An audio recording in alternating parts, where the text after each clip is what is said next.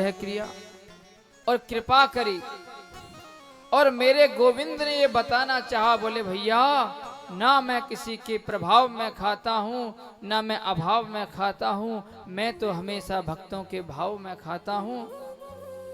और मेरे गोविंद ने मरते समय कह भी दिया उद्धव से, बोले हे उद्धव मुझे अपने परम भक्त विदुर की बहुत याद आ रही है। सोचो वो भक्त कितना बड़ा भाग्यशाली होगा जिसको भगवान मरते समय याद करें। लोग भगवान को याद करते हैं मरते समय, लेकिन जिसको भगवान याद करें वो कोई बड़ा ही भाग्यशाली होता है। और विदुर जी को मेरे गोविंद ने याद किया। कई वर्षों बाद उद्धव जी की भेंट श्री विदुर जी से हो गई। तत्रोद्धवम भाग्यवतम ददर्श। और विदुर जी ने पूछा, भैया विदुर कैसे हो? विदुर ने कहा, बोले भैया मैं तो ठीक हूं। उद्धव तुम बताओ, तुम बड़े भाग्यशाली हो, तुम्हें गोविंद ने अपना मित्र बनाया। उद्धव जी बोले, विदुर जी भाग्यशाली मैं नहीं, भाग्यशाली तो आप हो। अरे मैं तो गोविंद के साथ रहता था, लेकिन तुम तो गोविंद के हृदय में रहा करते थे। अच्छा भैया ये बताओ उस महाभारत के युद्ध का क्या हुआ? उद्धव जी बोले, तुम्हें कुछ नहीं मालूम? सुनो, महाभारत का युद्ध पूरा हो गया। अच्छा कौन जीता? बोले भैया, बोले जीतना कौन था? पांडव जीते।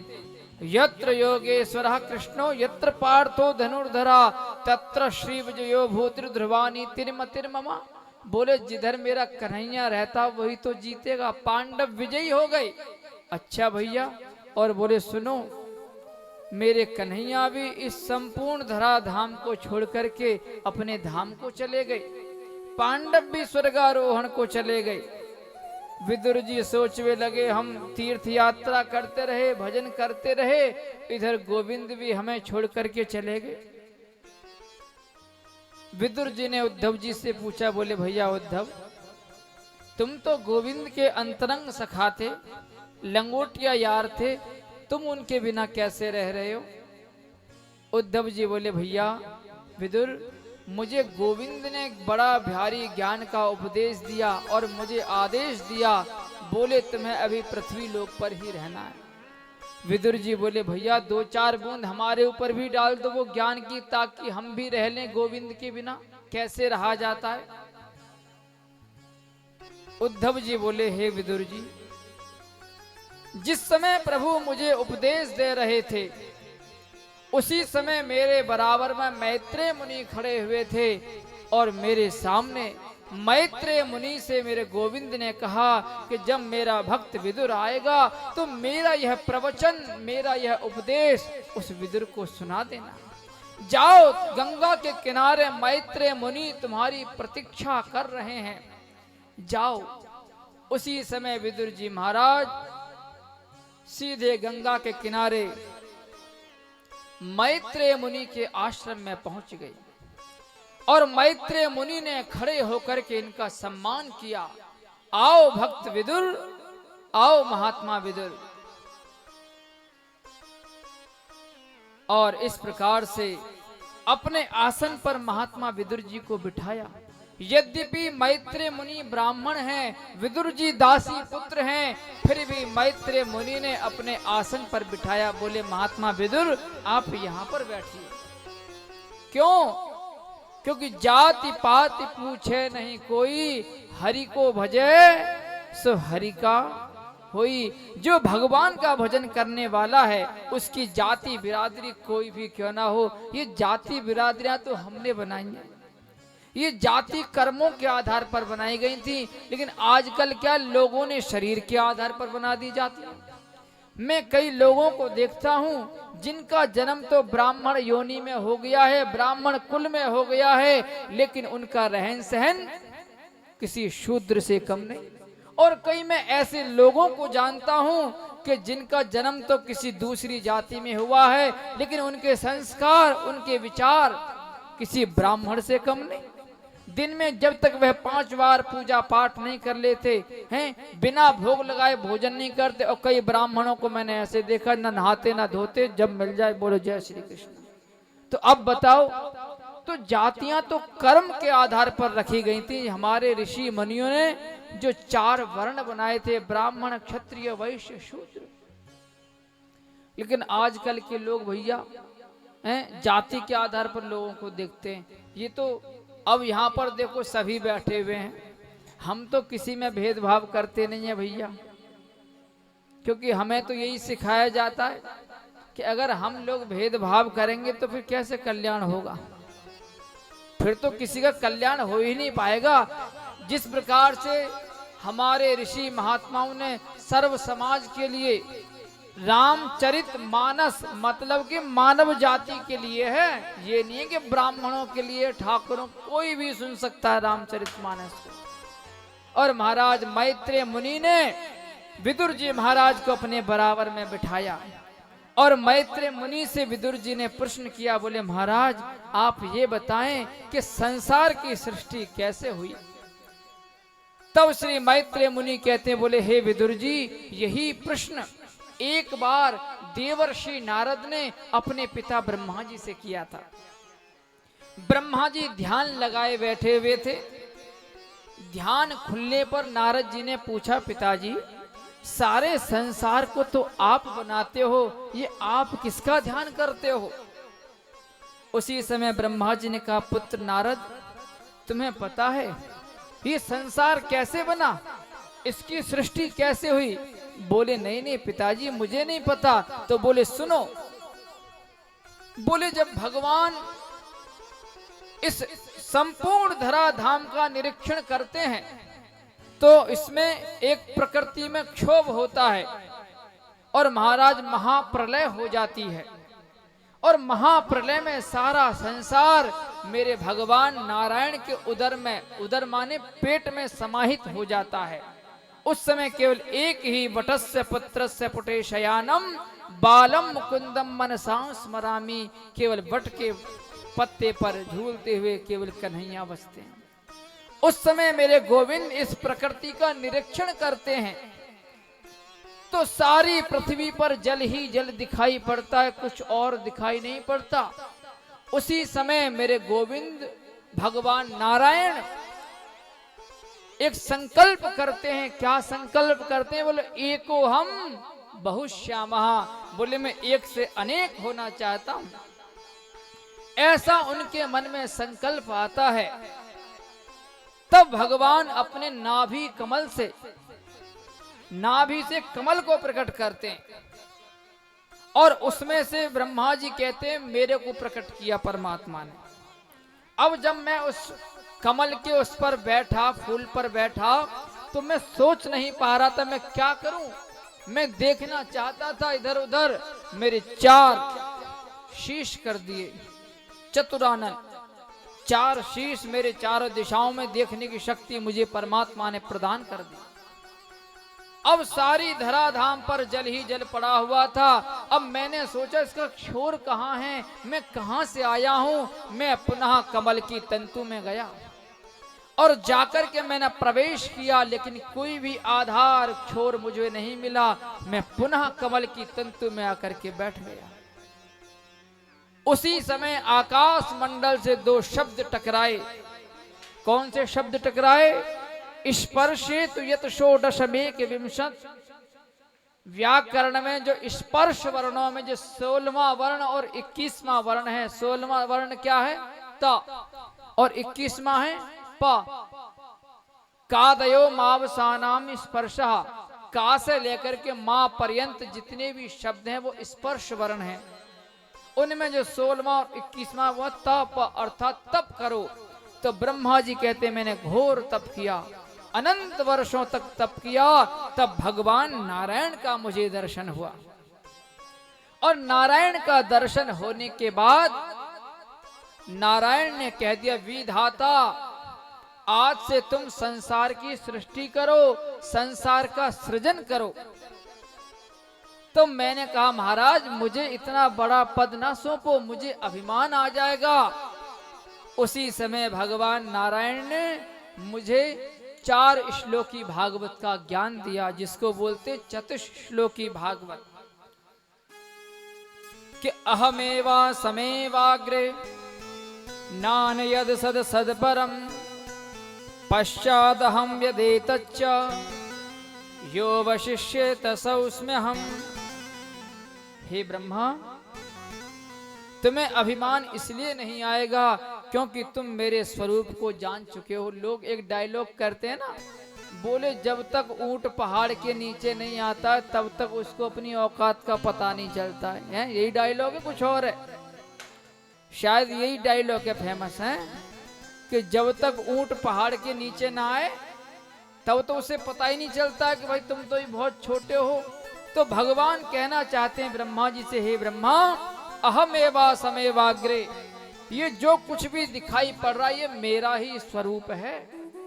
इसे मेरा ही स्वरूप जानो कि जिस प्रकार से एक कुम्हार मट्टी से मटके बनाता है, वो मटकी बनने से पहले क्या थी? मिट्टी। और मटका बनने के बाद वह क्या है?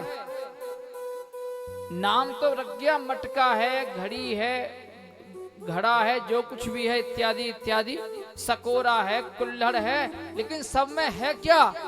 बोले मिट्टी। बोले इसी प्रकार से इस संसार में जो कुछ भी दिखाई पड़ रहा है ये सब मेरा ही स्वरूप है। नामगत भेद हैं। जिस प्रकार से अब आप कहोगे हमें ना पता मिट्टी फिट्टी के विषय में, जैसे सोने की ईंट आती है आजकल है, 24 कैरेट की बोलते हैं, कितने की बोलते हैं, सुनार लोग रखते हैं ईंट सोने की। अब आपने कहा जी अंगूठी बनवानी है, वो उसी में से लेता है, कट कट अंगूठी बना के तैयार। आप गए जी नाक की नथुनिया बनवानी है, कट नाक की नथुनिया ले लो, उसी में से बना रहा है ईंट में से। आप बोले जी कड़े बनवाने हैं सोने के, ठीक है ये लो। आपने कहा जी अंगूठी टूट गई है हमारी, सुनार ने कहा लाओ, गरम प्रेशर मारा, चिपका के रख दिया। तो वो सोना बनने से पहले भी सोना है, बनने के बाद भी सोना है, लेकिन नामगत रूप अलग अलग हो गया। बोले ये अंगूठी है, ये सोने की चैन है, ये कुंडल है, ये हार है, ये वो चीजें हैं, ये ब्रासलेट है, ये जो भी कुछ भी चीजें हैं, लेकिन सब में है क्या? सोना। आपको गुस्सा आ गई, आपने सबको कूट डाला, वो क्या है? सोना।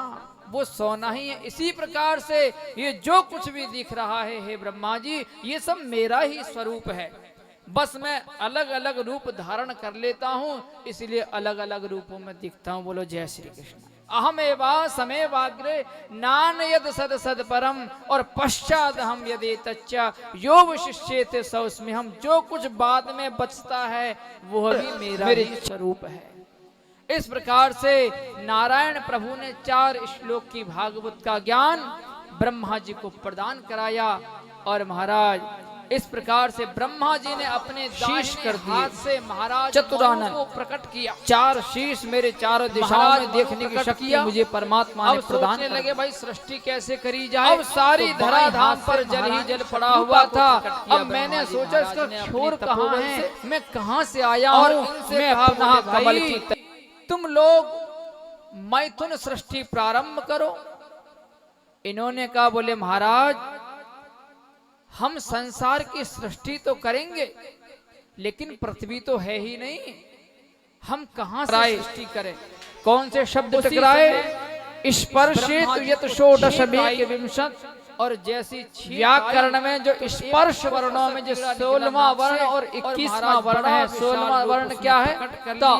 बोलिए और 21वां भगवान की कादयो मानसानाम स्पर्श प्रकट हो गया। बोले महाराज किम करो मैं? बोले पृथ्वी को लेकर के आओ। राजा परीक्षित जी ने प्रश्न किया, गुरुदेव ये पृथ्वी को कौन ले गया था? तब श्री सुखदेव महामुनि कहते हैं, बोले हे राजन इस पृथ्वी को महारानी दिति के पुत्र हुए हिरण्याक्ष, एक हिरण्याक्ष नाम का दानव हुआ जिसने भूशक्ति का हरण कर लिया। बोले महाराज इतना बल उसमें कहां से आ गया? तब ब्रह्मा जी कहते हैं कि बोले भैया एक बार मेरे मानस पुत्र उसी समय भगवान नारायण मुझे नारायण का 4 श्लोकी भागवत का ज्ञान दिया, और जिसको बोलते नारायण का दर्शन करने से मेरे गोविंद के पार्षदों ने, जय और विजय ने उनको रोक दिया, जाने से मना कर दिया। उन्होंने क्रोध में आकर के श्राप देते हैं, बोले मूर्खों, 4 तुम हमें भगवान के दरबार में भगवान से मिलने से रोकते, कौन से शब्द टकराए, स्पर्शित। अब इतना सुनते ही भगवान आ गए और भगवान ने क्षमा याचना करी। उन्होंने कहा, बोले भाई तुम राक्षस तो बनोगे, और राक्षस योनि में उनको आना पड़ा। और सुखदेव जी कहते, बोले हे राजन, एक दिन माता दिति अपने कामज ज्वर को रोक न सकी और महाराज कश्यप ऋषि से रति याचना करी। हे राजन, सायंकाल के समय 4 कार्य नहीं करने चाहिए। कौन कौन से कार्य नहीं करने चाहिए सायंकाल के समय? इस समय जो समय चल रहा है इसको बोलते हैं सायंकाल। इस समय 4 कार्य वर्जित हैं। आहार, आहार कहते हैं भोजन को। निद्रा मतलब सोना नहीं चाहिए, भोजन नहीं करना चाहिए, सोना नहीं चाहिए, और पढ़ना भी नहीं चाहिए सायंकाल के समय, नहीं तो जो विद्या पढ़ी उसे भी भूल जाओगे सूर्यास्त के समय। और मैथुन, सहवास नहीं करना चाहिए सायंकाल के समय। अगर सहवास करोगे तो भगवान क्रोधित हो जाएंगे, शरीर में रोग दे देंगे आपके में। और अगर संतान की प्राप्ति से करोगे तो दुष्ट संतान होगी। लेकिन माता दिति अपने कामज ज्वर को रोक न सकी, और उसके बाद कश्यप ऋषि ने कहा, देवी तुम्हें 2 संतान होंगी, दोनों महादुष्ट होंगी। उसी समय दिति महारानी बोले, महाराज मुझे दुष्ट संतान नहीं चाहिए। बोले, देवी तुमने भगवान शिव का अपमान किया है, इसलिए संतान तो तुम्हें 2 होंगी, लेकिन तुम्हें पश्चाताप हो रहा है, तो हम तुम्हें आशीर्वाद देते हैं कि तुम्हारा पौत्र भगवान का परम भक्त होगा, जो तुम्हारी पीढ़ियों को तार देगा। अब तो क्या था, 100 वर्ष बीत गए, इन्होंने अपने पुत्रों को जन्म ही नहीं दिया। अब तो क्या था, इनके शरीर से इतना तेज निकलता है कि आकाश मंडल जलने लगता है। सभी देवी देवता ब्रह्मा जी की शरण में आए, बोले महाराज ये मृत्यु लोक से इतना तेज आ रहा है। ब्रह्मा जी ने ध्यान लगाया, ब्रह्मा जी बोले, ये मेरे मानस पुत्रों ने श्राप दिया था, जिसके कारण भगवान के पार्षद जय और विजय दिति के गर्भ में है। मैं दर्शन दे के दूर करता हूं अभी तुम्हारे शोक को। ब्रह्मा जी महाराज आए और ब्रह्मा जी ने कहा, देवी इन पुत्रों को जन्म दो, बाहर निकालो, और हम तुम्हें वचन देते हैं तुम्हारा पौत्र भगवान का परम भक्त होगा। उसी समय दोनों का जन्म हो गया। अब तो क्या था, दिविश प्रशिव है मैं करीट कोट भी। एक भाई जिस मुकुट को पहन लेता है, दूसरे दिन मुकुट छोटा पड़ जाता है। आकाश मंडल में इनके मुकुट स्पर्शित तेज है इनके अंदर। व्याकरण में जो स्पर्श वर्णों में जो 16वां वर्ण और 21वां वर्ण है, 16वां वर्ण क्या है, कश्यपु बोला, और 21वां है प। इसने स्वर्ग कादयो मावसानाम स्पर्शा, का से लेकर के मां पर्यंत जितने भी शब्द हैं, अब तो क्या था, यह राक्षस उनमें जो 16वां और 21वां वो तप, इसने भूदेवी का हरण कर लिया। तो ब्रह्मा जी कहते मैंने घोर तप किया, अनंत वर्षों तक तप किया। तो दृष्टे में देवर्षि नारद मिल गए। नारायण नारायण नारायण। इसने बोला, क्यों बे नारद, तुझे नारायण नारायण रटना आता, कुछ और भी आता है? नारद जी बोले, श्री कृष्ण गोविंद हरे मुरारे, हे नाथ नारायण वासुदेव। बोले, भैया सुन, लड़ना तो हमें आवे ना है, लेकिन लड़ाना भिड़ाना खूब आवे। बता तेरी क्या इच्छा? बोले, किसी पहलवान को नाम बता। बोले, सुन, एक जंगली सुअर एक पृथ्वी को लेकर के जा रहा है, तो उससे युद्ध कर ले, तेरी बाहों की खुजली शांत हो जाएगी। बोले, ठीक है, अगर नहीं मिला, बोले तेरी खुजली शांत हो जाएगी। और मैंने पहले दिन कहा था आपसे कि नारदो देव दर्शन, नारद जी जिसको मिले उसको भगवान अवश्य मिले। वो अलग बात है, जैसा पुजारी होता है वैसे स्वरूप वाले भगवान से मिला देते हैं। अब तो नारद जी ने मंत्र दे दिया, बोले नीचे जा, पाताल लोक में जा।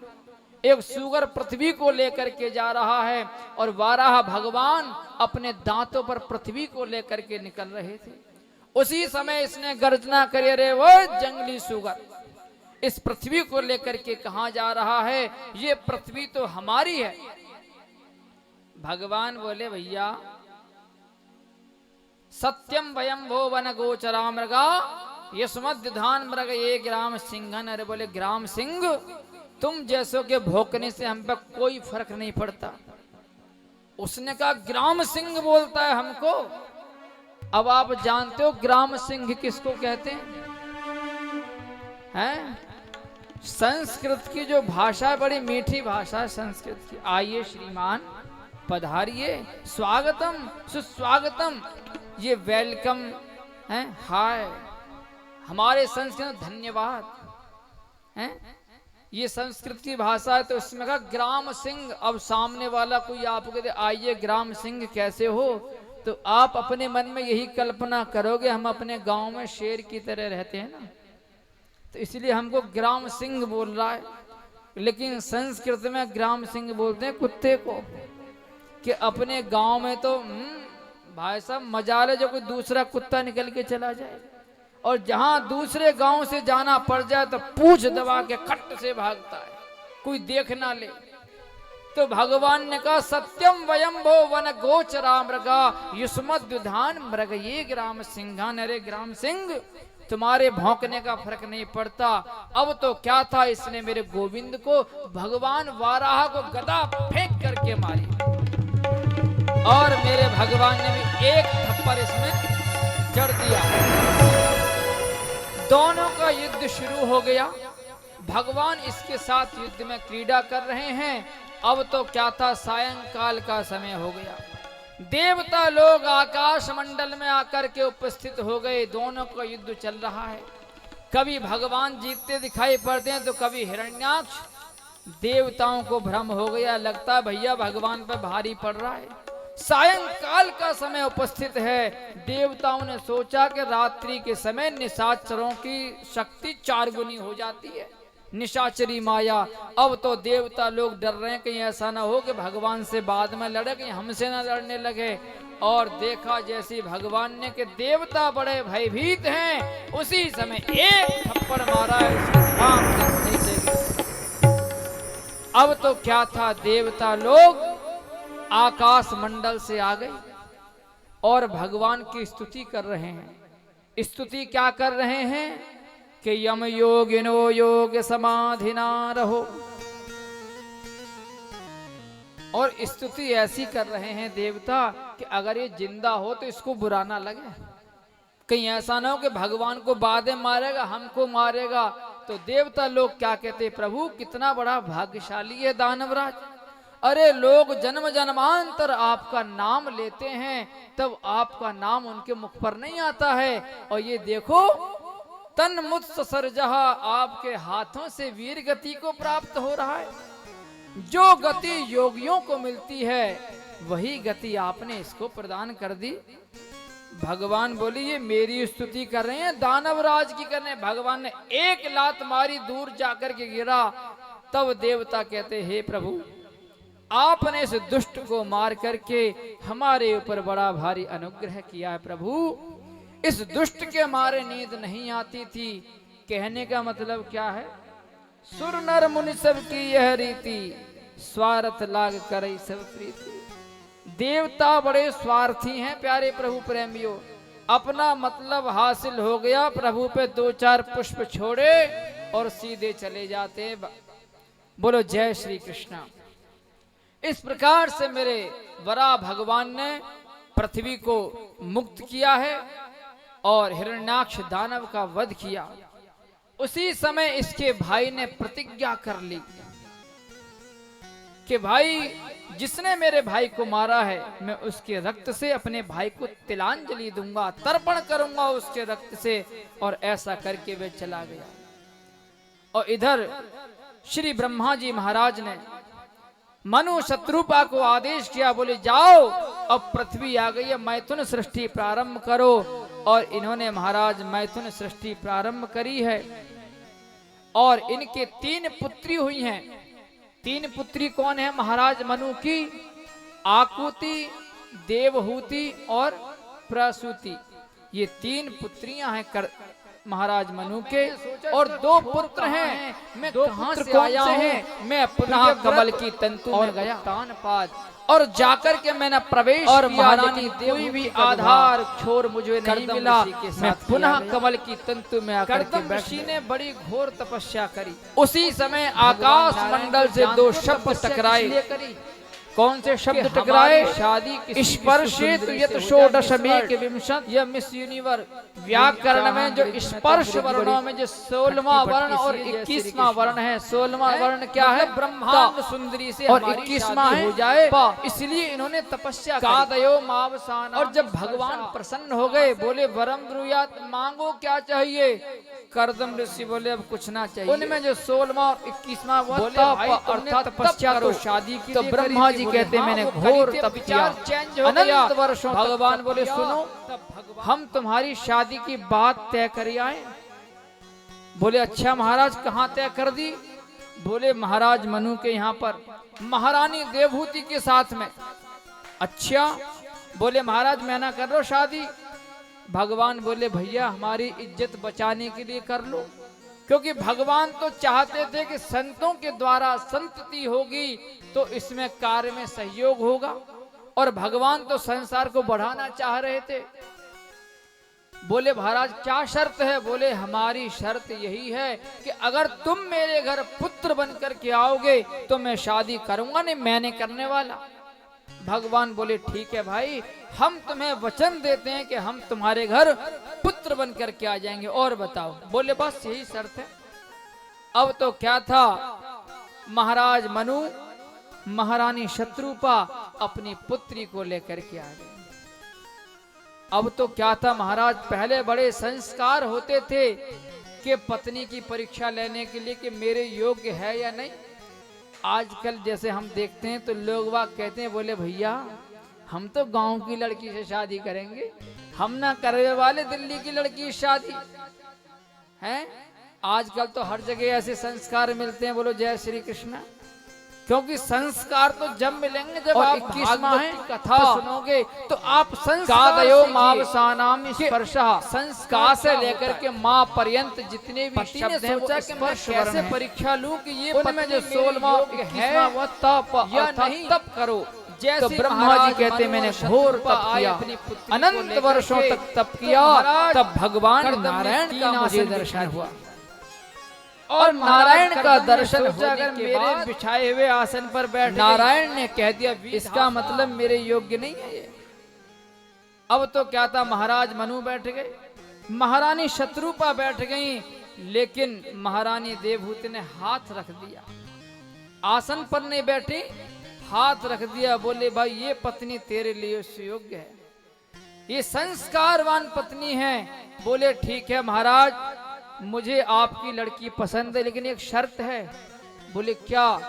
बोले महाराज एक बेटा होते हम बाबा जी बन जाएंगे, सन्यास ले लेंगे। महाराज मनु ने हाथ पकड़ा अपनी बेटी का। बोले बेटी भी शादी हुई नहीं है, बाबा जी बनने की बात पहले कर रहे हो, चलो तेरी शादी किसी राजकुमार से करेंगे। महारानी देवहूति ने गर्दन हिला दी। बोले पिताजी मुझे अनेक संतानों की आवश्यकता नहीं है, अरे एक संतान हो स्वामी विवेकानंद जैसी, जिसने पूरे भारत। उसी समय आकाश मंडल से दो शब्द टकराए। कौन से शब्द टकराए? इसी लेख स्पर्शित यत षोडशमेक विंशत। स्वामी जी विदेश में गए, अमेरिका व्याकरण में जो स्पर्श वर्णों में जो 16वां वर्ण और 21वां वर्ण है, 16वां वर्ण क्या है? मुझे आप जैसा, और 21वां है तो स्वामी जी ने क्या मावसानाम स्पर्श, इसलिए इतना का से लेकर के माँ पर्यंत जितने भी शब्द हैं वो स्पर्श वर्ण है। ये हमारे भारत में जो संस्कार हैं। बोलो जय श्री कृष्ण। और माता देवहूति कहती, बोले महाराज मुझे एक ही संतान चाहिए। जब भगवान स्वयं संतान बनकर के आ रहे हैं तो अनेकों संतानों की क्या आवश्यकता है? अब तो क्या था, उसी समय मंगलम भगवान विष्णु, मंगलम गरुड़ध्वजा, मंगलम पुंडरीकाक्ष, मंगलायतनो हरि। उसी समय महारानी देवहूति और कर्दम ऋषि का विवाह हो गया। अब तो कर्दम ऋषि ने सोचा, अरे भैया भगवान ने बड़ी सुंदर शादी कराई है, तो कम से कम धन्यवाद तो दे दे। अब हम संसार के लोगों की तरह नहीं थे कि किसी बिचौलिया ने शादी करवाई और शादी होती बिचौलिया को भूल जाए। बोलो जय श्री कृष्णा। है यही कार्य होता है कि नहीं होता है? बिचौलिया का तो पता ही नहीं चलता कि बिचौलिया गया कहाँ, जिसने शादी कराई थी। अब कर्दम ऋषि ने सोचा चलो भगवान का धन्यवाद कर दें। जैसी बाबा जी माला लेकर के बैठे कि बाबा जी की लगी समाधि 10,000 वर्षों की। अब तो क्या था, महारानी देवहूति ने अपने श्रृंगार वस्त्र आभूषण जितने भी लेकर के आई थी सभी का त्याग कर दिया और महात्मा के शरीर को गीले कपड़े से पोंछ